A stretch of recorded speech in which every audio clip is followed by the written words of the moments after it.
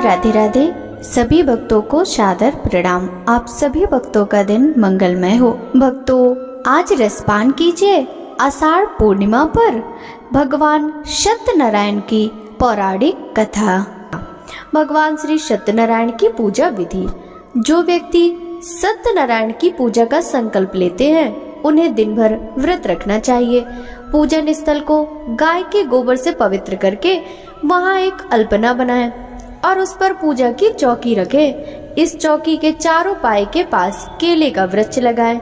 इस चौकी पर शालिग्राम या ठाकुर जी या श्री सत्यनारायण जी की प्रतिमा स्थापित करें। पूजा करते समय सबसे पहले गणपति की पूजा करें, फिर इंद्रादि 10 दिक्पाल की और क्रमशः पंचलोकपाल सीता सहित राम लक्ष्मण की, राधा कृष्ण की।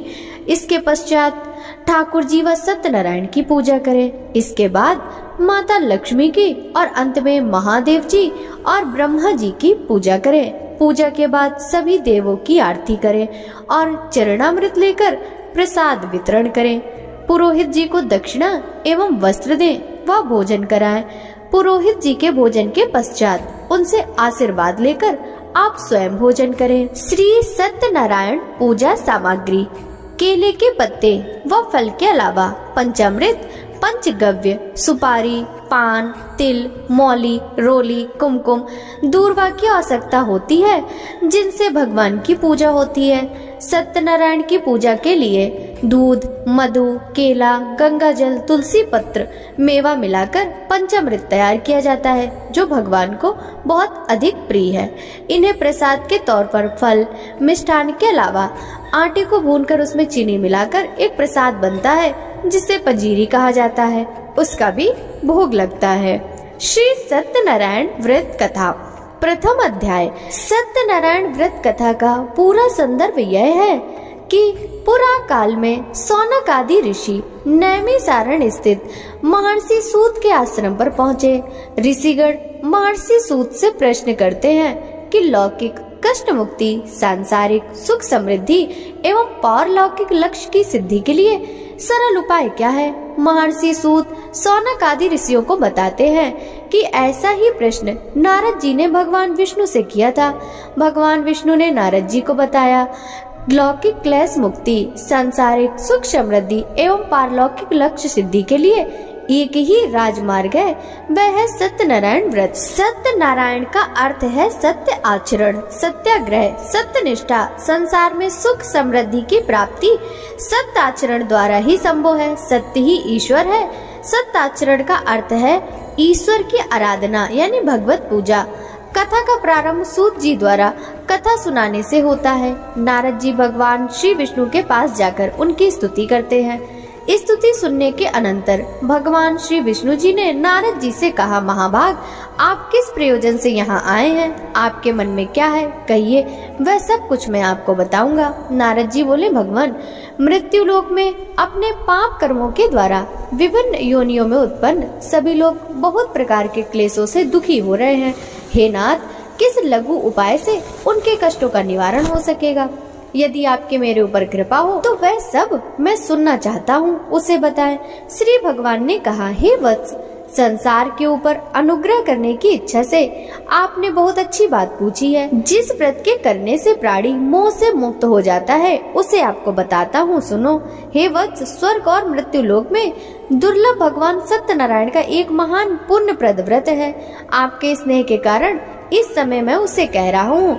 अच्छी प्रकार विधि विधान से भगवान सत्यनारायण का व्रत करके मनुष्य शीघ्र ही सुख प्राप्त कर परलोक में मोक्ष प्राप्त कर सकता है। भगवान की ऐसी वाणी सुनकर नारद मुनि ने कहा, प्रभु, इस व्रत को करने का क्या फल है? इसका विधान क्या है? इस व्रत को किसने किया और इसे कब करना चाहिए? यह सब विस्तार पूर्वक बतलाइए।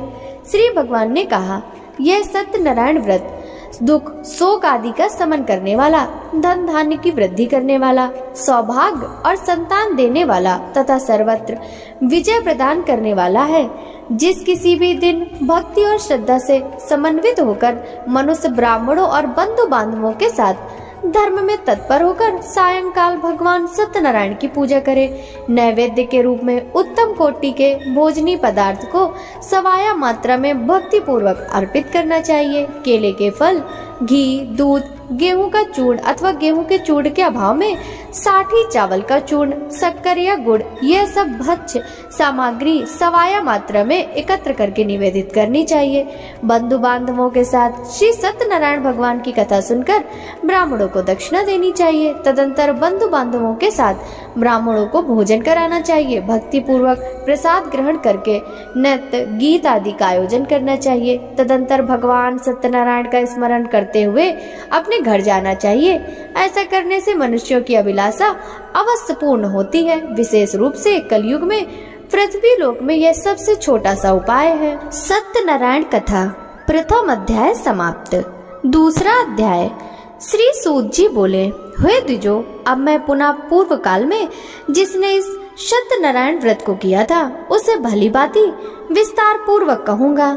रमणीय काशी नामक नगर में कोई अत्यंत निर्धन ब्राह्मण रहता था। भूख और प्यास से व्याकुल होकर वह प्रतिदिन पृथ्वी पर भटकता रहता था। ब्राह्मण प्रिय भगवान ने उस दुखी ब्राह्मण को देखकर व्रत ब्राह्मण का रूप धारण करके उस द्विज से आदर पूर्वक पूछा, हे विप्र, प्रतिदिन अत्यंत दुखी होकर तुम किस लिए पृथ्वी पर भ्रमण करते रहे हो? हे द्विजश्रेष्ठ, ये सब बतलाओ, मैं सुनना चाहता हूँ। ब्राह्मण बोला, प्रभु, मैं अत्यंत दरिद्र ब्राह्मण हूँ और भिक्षा के लिए ही पृथ्वी पर घूमा करता हूँ। यदि मेरी इस दरिद्रता को दूर करने का आप कोई उपाय जानते हो तो कृपा पूर्वक बतलाइए। वृद्ध ब्राह्मण बोला, हे ब्राह्मण देव, सत्यनारायण भगवान विष्णु अभीष्ट फल को देने वाले हैं। हे विप्र, तुम उनका उत्तम व्रत करो, जिसे करने से मनुष्य सभी दुखों से मुक्त हो जाता है। व्रत के विधान को भी ब्राह्मण से यत्न पूर्वक कहकर व्रत ब्राह्मण रूपधारी भगवान विष्णु वहीं पर अंतर्ध्यान हो गए। व्रत ब्राह्मण ने जैसा कहा है उस व्रत को अच्छी प्रकार से वैसे ही करूंगा। यह सोचते हुए उस ब्राह्मण को रात में नींद नहीं आई। अगले दिन प्रातः काल उठकर सत्यनारायण का व्रत करूंगा, ऐसा संकल्प करके वह ब्राह्मण भिक्षा के लिए चल पड़ा। उस दिन ब्राह्मण को भिक्षा में बहुत सा धन प्राप्त हुआ। उसी धन से उसने अपने बंधु बांधवों के साथ भगवान सत्यनारायण का व्रत किया। इस व्रत के प्रभाव से वह श्रेष्ठ ब्राह्मण सभी दुखों से मुक्त होकर समस्त संपत्तियों से संपन्न हो गया। उस दिन से लेकर प्रत्येक महीने उसने यह व्रत किया। इस प्रकार भगवान सत्यनारायण के इस व्रत को करके वह श्रेष्ठ ब्राह्मण सभी पापों से मुक्त हो गया और उसने दुर्लभ मोक्ष प्रद को प्राप्त किया। हे विप्र, पृथ्वी पर जब भी कोई मनुष्य श्री सत्यनारायण का व्रत करेगा उसी समय उसके समस्त दुख नष्ट हो जाएंगे। हे ब्राह्मणों, इस प्रकार भगवान नारायण ने महात्मा नारद जी से जो कुछ कहा मैंने वह सब आप लोगों से कह दिया। आगे अब और क्या कहूँ। हे मुने, इस पृथ्वी पर उस ब्राह्मण से सुने हुए इस व्रत को किसने किया वह हम सब सुनना चाहते हैं। उस व्रत पर हमारी श्रद्धा हो रही है। श्री सूत जी बोले, मुनियों, पृथ्वी पर जिसने यह व्रत किया उसे आप लोग सुने। एक बार वह द्विश्रेष्ठ अपनी धन संपत्ति के अनुसार बंधु बांधवों तथा परिवारजनों के साथ व्रत करने के लिए उद्यत हुआ। इसी बीच एक लकड़हारा वहां आया और लकड़ी बाहर रखकर उस ब्राह्मण के घर गया। प्यास से व्याकुल उस ब्राह्मण को व्रत करता हुआ देख प्रणाम करके उससे बोला, प्रभु, आप ये क्या कर रहे हैं? इसके करने से किस फल की प्राप्ति होती है? विस्तार पूर्वक मुझसे कहिए। विप्र ने कहा, यह सत्यनारायण का व्रत है जो सभी मनोरथों को प्रदान करने वाला है। उसी के प्रभाव से मुझे यह सब महान धन दान आदि प्राप्त हुआ है। जल पीकर तथा प्रसाद ग्रहण करके वह नगर को चला गया। सत्यनारायण देव के लिए मन से ऐसा सोचने लगा कि आज लकड़ी बेचने से जो धन प्राप्त होगा उसी से भगवान सत्यनारायण का श्रेष्ठ व्रत रखूंगा। इस प्रकार मन से चिंतन करता हुआ लकड़ी को मस्तक पर रखकर उस सुंदर नगर में गया जहाँ धन संपन्न लोग रहते थे।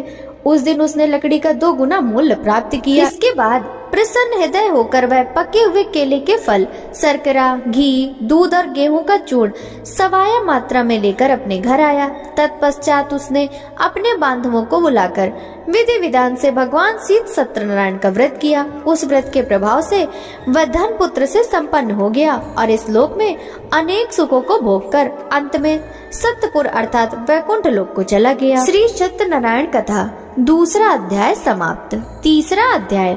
श्री सूत जी बोले, श्रेष्ठ मुनियों, अब मैं पुनः आगे की कथा कहूँगा, आप लोग सुने। प्राचीन काल में उल्कामुख नाम का एक राजा था। वह जितेंद्रिय, सत्यवादी तथा अत्यंत बुद्धिमान था। वह विद्वान राजा प्रतिदिन देवालय जाता और ब्राह्मणों को धन देकर संतुष्ट करता था। कमल के समान मुख वाली उसकी धर्मपत्नी शील, विनय और सौंदर्य आदि गुणों से संपन्न तथा पतिपरायणा थी। राजा एक दिन अपनी धर्मपत्नी के साथ भद्रशिला नदी के तट पर श्री सत्यनारायण का व्रत कर रहा था। उसी समय व्यापार के लिए अनेक प्रकार की पुष्कल धनराशि से संपन्न एक साधु नाम का बनिया वहां आया। भद्रशिला नदी के तट पर नाव को स्थापित कर वह राजा के समीप गया और राजा को उस व्रत में दीक्षित देखकर विनय पूर्वक पूछने लगा। साधु ने कहा, राजन, आप भक्ति युक्त चित्त से यह क्या कर रहे हैं? कृपया वह सब बताइए, इस समय मैं सुनना चाहता हूँ। राजा बोले, हे साधु, पुत्र आदि की प्राप्ति की कामना से अपने बंधु बांधवों के साथ मैं अतुल तेज संपन्न भगवान विष्णु का व्रत एवं पूजन कर रहा हूँ। राजा की बात सुनकर साधु ने आदर पूर्वक कहा, राजन, इस विषय में आप मुझे सब कुछ विस्तार से बतलाइए। आपके कथनानुसार मैं व्रत एवं पूजन करूंगा। मुझे भी संतति नहीं है, इससे अवश्य ही संतति प्राप्त होगी। ऐसा विचार कर वह व्यापार से निवृत्त हो आनंद पूर्वक अपने घर आया। उसने अपनी भार्या से संतति प्रदान करने वाले इस सत्य व्रत को विस्तार पूर्वक बताया तथा जब मुझे संतति प्राप्त होगी तब मैं इस व्रत को करूंगा। इस प्रकार उस साधु ने अपनी भार्या लीलावती से कहा। एक दिन उसकी लीलावती नाम की सती साध्वी भार्या पति के साथ आनंद चित्त से ऋतुकालीन धर्माचरण में प्रवृत्त हुई और श्री भगवान श्री सत्यनारायण की कृपा से उसकी वह भार्या गर्भणी हुई। 10वें महीने में उससे कन्या रत्न की उत्पत्ति हुई और वह शुक्ल पक्ष के चंद्रमा की भांति दिन प्रतिदिन बढ़ने लगी। उस कन्या का नाम कलावती रखा गया। इसके बाद एक दिन लीलावती ने अपने स्वामी से मधुर वाणी में कहा, आप पूर्व में संकल्पित श्री सत्यनारायण के व्रत को क्यों नहीं कर रहे हैं? साधु बोला, प्रिय, इसके विवाह के समय व्रत करूंगा। इस प्रकार अपनी पत्नी को भली भांति आश्वस्त कर वह व्यापार करने के लिए नगर की ओर चला गया। इधर कन्या कलावती पिता के घर में बढ़ने लगी। तदंतर धर्मज्ञ साधु ने नगर में सखियों के साथ क्रीड़ा करती हुई अपनी कन्या को विवाह के योग्य देखकर आपस में मंत्रणा करके कन्या विवाह के लिए श्रेष्ठ वर का अन्वेषण करो, ऐसा दूत से कहकर शीघ्र ही उसे भेज दिया। उसकी आज्ञा प्राप्त करके दूत कांचन नामक नगर में गया और वहां से एक वणिक का पुत्र लेकर आया। उस साधु ने उस वणिक के पुत्र को सुंदर और गुणों से संपन्न देखकर अपनी जाति के लोगों तथा बंधु बांधवों के साथ संतुष्ट चित्त से विधि विधान से वणिक पुत्र के हाथ में कन्या का दान कर दिया। उस समय वह साधु बनिया दुर्भाग्यवश भगवान का वह उत्तम व्रत करना भूल गया। पूर्व संकल्प के अनुसार विवाह के समय व्रत न करने के कारण भगवान उस पर रुष्ट हो गए। कुछ समय पश्चात अपने व्यापार में कुशल वह साधु बनिया काल की प्रेरणा से अपने दामाद के साथ व्यापार करने के लिए समुद्र के समीप स्थित रत्नसारपुर नामक सुंदर नगर में गया और अपने श्री संपन्न दामाद के साथ वहां व्यापार करने लगा। उसके बाद जब वे दोनों राजा चंद्रकेतु के रमणी उस नगर में गए, उसी समय भगवान श्री सत्यनारायण ने उसे भ्रष्ट प्रतिज्ञ देखकर इसे दारुण कठिन और महान दुख प्राप्त होगा ऐसा शाप दे दिया। एक दिन एक चोर राजा चंद्रकेतु के धन को चुराकर वहीं आया जहां दोनों वणिक स्थित थे। वह अपने पीछे दौड़ते हुए दूतों को देखकर भयभीत चित्त से धन वहीं छोड़कर शीघ्र ही छिप गया। इसके बाद राजा के दूत वहां आ गए और जहां वह साधु वणिक था वहां राजा के धन को देखकर वे दूत उन दोनों वणिक पुत्रों को बांध कर ले आए और हर्ष पूर्वक दौड़ते हुए राजा से बोले, प्रभु, हम तो चोर पकड़ कर लाए हैं, इन्हें देखकर आप आज्ञा दें। राजा की आज्ञा से दोनों शीघ्र ही दृढ़ता पूर्वक बांधकर बिना विचार किए महान कारागार में डाल दिए गए। भगवान सत्यदेव की माया से किसी ने उन दोनों की बात नहीं सुनी और राजा चंद्रकेतु ने उन दोनों का धन भी ले लिया। भगवान के शाप से वणिक के घर में उसकी भार्या भी अत्यंत दुखी हो गई और उसके घर से सारा का सारा जो धन था वह चोर चुरा ले गए। लीलावती शारीरिक एवं मानसिक पीड़ाओं से युक्त भूख और प्यास से दुखी हो अन्न की चिंता में दर दर भटकने लगी। कलावती कन्या भी भोजन के लिए इधर उधर प्रतिदिन घूमने लगी। एक दिन भूख से पीड़ित हो कलावती एक ब्राह्मण के घर गई। वहां जाकर उसने श्री सत्यनारायण के व्रत पूजन को देखा। वहां बैठकर बैठकर उसने कथा सुनी और वरदान मांगा। उसके बाद प्रसाद ग्रहण करके वह कुछ रात होने पर घर आ गई। माता ने कलावती कन्या से प्रेम पूर्वक पूछा, पुत्री, रात में तू कहाँ रुक गई थी? तुम्हारे मन में क्या है? कलावती कन्या ने तुरंत माता से कहा, माँ, मैंने एक ब्राह्मण के घर में मनोरथ प्रदान करने वाला व्रत देखा है। कन्या की उस बात को सुनकर वह वड़िक की भार्या व्रत करने को उद्यत हुई और प्रसन्न मन से उस साध्वी ने बंधु बांधवों के साथ भगवान श्री सत्यनारायण का व्रत किया। इस प्रकार प्रार्थना की, भगवान आप हमारे पति एवं जमाता के अपराध को क्षमा करें, वे दोनों अपने घर शीघ्र आ जाएं। इस व्रत से भगवान सत्यनारायण पुनः संतुष्ट हो गए तथा उन्होंने नृपश्रेष्ठ चंद्रकेतु को स्वप्न दिखाया और स्वप्न में कहा, नृपश्रेष्ठ, प्रातः काल दोनों वड़िकों को छोड़ दो और वह सारा धन भी दे दो जो तुमने उनसे इस समय ले लिया है, अन्यथा राज्य, धन एवं पुत्र सहित तुम्हारा सर्वनाश कर दूंगा। राजा से स्वप्न में ऐसा कहकर भगवान सत्यनारायण अंतर्ध्यान हो गए। इसके बाद प्रातः काल राजा ने अपने सभासदों के साथ सभा में बैठकर अपना स्वप्न लोगों को बताया और कहा, दोनों बंदी वड़िक पुत्रों को शीघ्र ही मुक्त कर दो। राजा की ऐसी बात सुनकर वे राजपुरुष दोनों महाजनों को बंधन मुक्त करके राजा के सामने लाकर विनय पूर्वक बोले, महाराज, बेड़ी बंधन से मुक्त करके दोनों वड़िक पुत्रों को लाए गए हैं। इसके बाद दोनों महाजन नृपश्रेष्ठ चंद्रकेतु को प्रणाम करके अपने पूर्व वृतांत का स्मरण करते हुए भय विहीन हो गए और कुछ बोल न सके। राजा ने वड़िक पुत्रों को देखकर आदर पूर्वक कहा, आप लोगों से प्रारब्धवश यह महान दुख प्राप्त हुआ है, अब इस समय कोई भय नहीं। ऐसा कहकर उनकी बेड़ी खुलवाकर छौर कर्म आदि कराया। राजा ने वस्त्र अलंकार देकर उन दोनों वड़िक पुत्रों को संतुष्ट किया तथा सामने बुलाकर वाणी द्वारा अत्यधिक आनंदित किया। पहले जो धन लिया था उससे 2 गुना करके उन्हें वापस कर दिया। उसके बाद राजा ने पुनः उनसे कहा, साधु, अब आप अपने घर को जाएं। राजा को प्रणाम करके आपकी कृपा से हम जा रहे हैं। ऐसा कहकर उन दोनों महावैश्यों ने अपने घर की ओर प्रस्थान किया। श्री सत्यनारायण 3रा अध्याय समाप्त। 4था अध्याय। श्री सूत जी बोले, साधु बनिया मंगलाचरण कर और ब्राह्मणों को धन देकर अपने घर के लिए चल पड़ा। साधु के कुछ दूर जाने पर भगवान सत्यनारायण की उसकी सत्यता की परीक्षा के विषय में जिज्ञासा हुई। साधु, तुम्हारी नाव में क्या भरा है? तब धन के मद में चूर हुए दोनों महाजनों ने अवहेलना पूर्वक हंसते हुए कहा, दंडिन, क्यों पूछ रहे हो? क्या कुछ द्रव्य लेने की इच्छा है? हमारी नाव में तो लता पत्ते आदि भरे हुए हैं। ऐसी निष्ठुर वाणी सुनकर तुम्हारी बात सच हो जाए, ऐसा कहकर दंडी सन्यासी के रूप को धारण करते हुए भगवान कुछ दूर जाकर समुद्र के पास बैठ गए। दंडी के चले जाने पर नित्य क्रिया करने के पश्चात उतराई हुई अर्थात जल में ऊपर की ओर उठी हुई नौका को देखकर साधु अत्यंत आश्चर्य में पड़ गया और नाव में लता पता आदि देखकर मूर्छित हो पृथ्वी पर गिर पड़ा। सचेत होने पर वड़िक पुत्र चिंतित हो गया। तब उसके दामाद ने इस प्रकार कहा, आप शोक क्यों करते हो? दंडी ने साथ दिया है, इस स्थिति में वे ही चाहे तो सब कुछ कर सकते हैं, इसमें संशय नहीं। अतः उन्हीं की शरण में हम चले, वही मन की इच्छा पूर्ण होगी। दामाद की बात सुनकर वह साधु बनिया उनके पास गया और दंडी को देखकर उसने भक्ति पूर्वक उन्हें प्रणाम किया तथा आदर पूर्वक कहने लगा, आपके सम्मुख मैंने जो कुछ कहा है असत्य भाषण रूप अपराध किया है, आप मेरे उस अपराध को क्षमा करें। ऐसा कहकर बारंबार प्रणाम करके वह महान शोक से व्याकुल हो गया। दंडी ने उसे रोता हुआ देखकर कहा, हे मूर्ख, रो मत, मेरी बात सुनो। मेरी पूजा से उदासीन होने के कारण तथा मेरी आज्ञा से ही तुम्हें बारंबार दुख प्राप्त किया है। भगवान की ऐसी वाणी सुनकर वह उनकी स्तुति करने लगा। साधु ने कहा, हे प्रभु, यह आश्चर्य की बात है कि आपकी माया से मोहित होने के कारण ब्रह्मा आदि देवता भी आपके गुणों और रूपों को यथावत रूप से नहीं जान पाते। फिर मैं मूर्ख आपकी माया से मोहित होने के कारण कैसे जान सकता हूँ? आप प्रसन्न हो, मैं अपनी धन संपत्ति के अनुसार आपकी पूजा करूँगा। मैं आपकी शरण में आया हूँ। मेरा जो नौका में स्थित पूरा धन था उसकी तथा मेरी रक्षा करे। उस बनिया की भक्ति युक्त वाणी सुनकर भगवान जनार्दन संतुष्ट हो गए।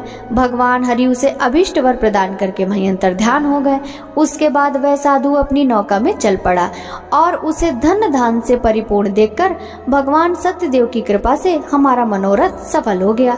ऐसा कहकर स्वजनों के साथ उसने भगवान की विधिवत पूजा की। भगवान श्री सत्यनारायण की कृपा से वह आनंद से परिपूर्ण हो गया और नाव को प्रयत्न पूर्वक संभालकर उसने अपने देश के लिए प्रस्थान किया। साधु बनिया ने अपने दामाद से कहा, वह देखो मेरी रत्नपुरी नगरी दिखाई दे रही है। इसके बाद उसने अपने धन के रक्षक दूत को अपने आगमन का समाचार देने के लिए अपनी नगरी में भेजा। उसके बाद उस दूत ने नगर में जाकर साधु की भार्या को देखकर हाथ जोड़कर प्रणाम किया तथा उसके लिए अभीष्ट बात कही। सेठ जी अपने दामाद तथा बंधु वर्गों के साथ बहुत सारे धन धान से संपन्न होकर नगर के निकट पधार गए हैं। दूत के मुख से यह बात सुनकर वह महान आनंद से विभल हो गई और उस साध्वी ने श्री सत्यनारायण की पूजा करके अपनी पुत्री से कहा, मैं साधु के दर्शन के लिए जा रही हूँ, तुम शीघ्र आओ।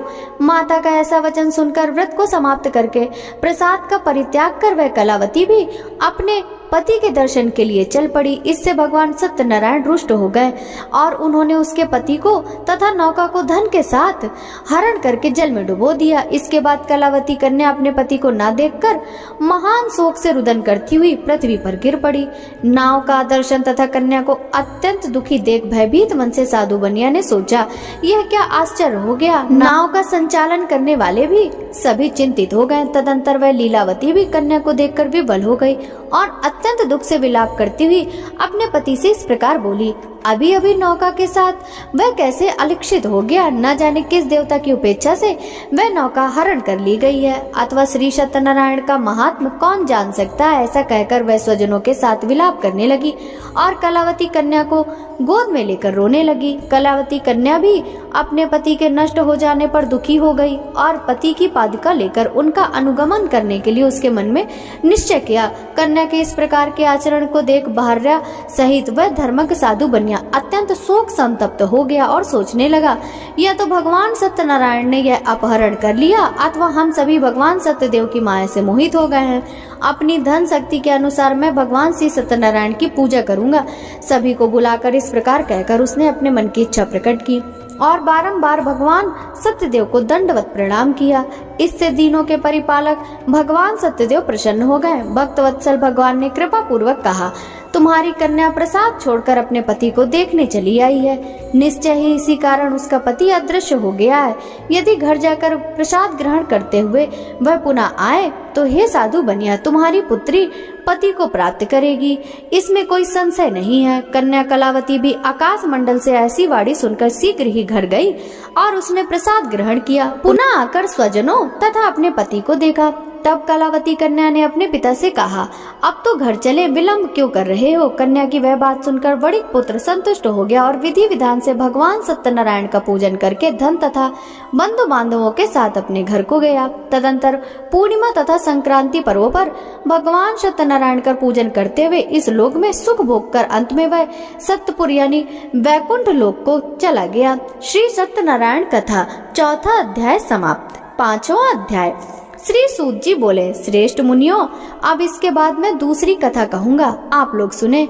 अपनी प्रजा का पालन करने में तत्पर तुंगध्वज नामक एक राजा था। उसने सत्यदेव के प्रसाद का परित्याग करके दुख को प्राप्त किया। एक बार वह वन में जाकर और वहाँ बहुत से पशुओं को मारकर वट वृक्ष के नीचे आया। वहाँ उसने देखा कि गोपगण बंधु बांधवों के साथ संतुष्ट होकर भक्ति पूर्वक भगवान सत्यदेव की पूजा कर रहे हैं। राजा यह देखकर भी अहंकार वश न तो वहाँ गया और न उसने भगवान सत्यदेव को प्रणाम ही किया। पूजन के बाद सभी गोपगण भगवान का प्रसाद राजा के समीप रखकर वहाँ से लौट आए और इच्छा अनुसार उन सभी ने भगवान का प्रसाद ग्रहण किया। इधर राजा को प्रसाद का परित्याग करने से बहुत दुख हुआ। उसका संपूर्ण धन धान सभी सौपुत्र नष्ट हो गए। राजा ने मन में यह निश्चय किया कि अवश्य ही भगवान सत्यनारायण ने हमारा नाश कर दिया, इसलिए मुझे वहाँ जाना चाहिए। इस लोक में वह सभी इच्छित फलों का भोग प्राप्त करके अंत में वैकुंठ लोक को जाता है। हे ब्राह्मणों, इस प्रकार मैंने आप लोगों से भगवान सत्यनारायण के व्रत को कहा, जिससे करके मनुष्य सभी दुखों से मुक्त हो जाता है। कलयुग में तो भगवान सत्यदेव की पूजा विशेष फल प्रदान करने वाली है। भगवान विष्णु को ही कुछ लोग काल, कुछ लोग सत्य, कुछ लोग ईश्वर, कुछ लोग सत्यदेव तथा दूसरे लोग सत्यनारायण नाम से जानते हैं। अनेक रूप धारण करके भगवान सत्यनारायण सभी का मनोरथ सिद्ध करते हैं। कलयुग में सनातन भगवान विष्णु ही सत्यव्रत रूप धारण करके ही सभी का मनोरथ पूर्ण करने वाले होंगे। हे श्रेष्ठ मुनियों, जो व्यक्ति नित्य भगवान सत्यनारायण की इस कथा को पढ़ता है, सुनता है, भगवान सत्यनारायण की कृपा से उसके सभी पाप नष्ट हो जाते हैं। हे मुनीश्वरों, पूर्व काल में जिन लोगों ने भगवान सत्यनारायण का व्रत किया था उसके अगले जन्म का वृतांत कहता हूँ, आप लोग सुने। महान प्रज्ञा संपन्न सतानंद नाम के ब्राह्मण सत्यनारायण व्रत करने के प्रभाव से दूसरे जन्म में सुदामा नामक ब्राह्मण हुए और उस जन्म में भगवान श्री कृष्ण का ध्यान करके उन्हें मोक्ष प्राप्त हुआ। लकड़हारा भिल गुहो का राजा हुआ और अगले जन्म में उसे भगवान श्री राम की सेवा करके मोक्ष प्राप्त किया। महाराज उल्कामुख दूसरे जन्म में राजा दशरथ हुए, जिन्होंने श्री रंगनाथ जी की पूजा करके अंत में वैकुंठ प्राप्त किया। इसी प्रकार धार्मिक और सत्यव्रती साधु पिछले जन्म के सत्यव्रत के प्रभाव से दूसरे जन्म में मोरध्वज नामक राजा हुए। उसने आरे से चीरकर अपने पुत्र की आदि देह भगवान विष्णु को अर्पित कर मोक्ष प्राप्त कर लिया। महाराज तुंगध्वज जन्मांतर में स्वयंभू मनु हुए और भगवत संबंधी संपूर्ण कार्यों का अनुष्ठान करके वैकुंठ लोक को प्राप्त हुए। जो गोपगण थे वे सब जन्मांतर में ब्रज मंडल में निवास करने वाले गोप हुए और सभी राक्षसों का संहार करके उन्होंने भी भगवान का शाश्वत धाम गोलोक प्राप्त किया। इस प्रकार श्री स्कंद पुराण के अंतर्गत रेवा खंड में श्री सत्यनारायण व्रत कथा का यह 5वां अध्याय पूर्ण हुआ। जय लक्ष्मी रमणा स्वामी, जय लक्ष्मी रमणा सत्यनारायण स्वामी, सत्यनारायण स्वामी जनपात के हरणा। ओम जय लक्ष्मी रमणा स्वामी, जय लक्ष्मी रमणा। रत्न जड़ित सिंहासन अद्भुत छवि राजे, नारद करत निरंजन घंटा ध्वनि बाजे। ओम जय लक्ष्मी रमणा। प्रगट भय कली कारण द्विज को दरस दियो, बूढ़ो ब्राह्मण बन कर कंचन महल कियो। जय लक्ष्मी रमणा। दुर्बल बील कठारो जिन पर कृपा करी, चंद्रचूड़ एक राजा तिनकी विपते हरी। जय लक्ष्मी रमणा। वैसे मनोरथ पायो श्रद्धा तजे दीनी, सो फल भोग्यो प्रभु जी फिर स्तुति कीन्ही। जय लक्ष्मी रमणा। भाव भक्ति के कारण छिन छिन रूप धर्यो, श्रद्धा धारण कीनी तिनको काज धर्यो। जय लक्ष्मी रमणा। ग्वाल बाल संग राजा वन में भक्ति करी, मन वांछित फल दीन्यो दीन दयाल हरि। जय लक्ष्मी रमणा। चढ़त प्रसाद सवायो, कदली फल मेवा, धूप दीप तुलसी से राजी सत्य देवा। जय लक्ष्मी रमणा।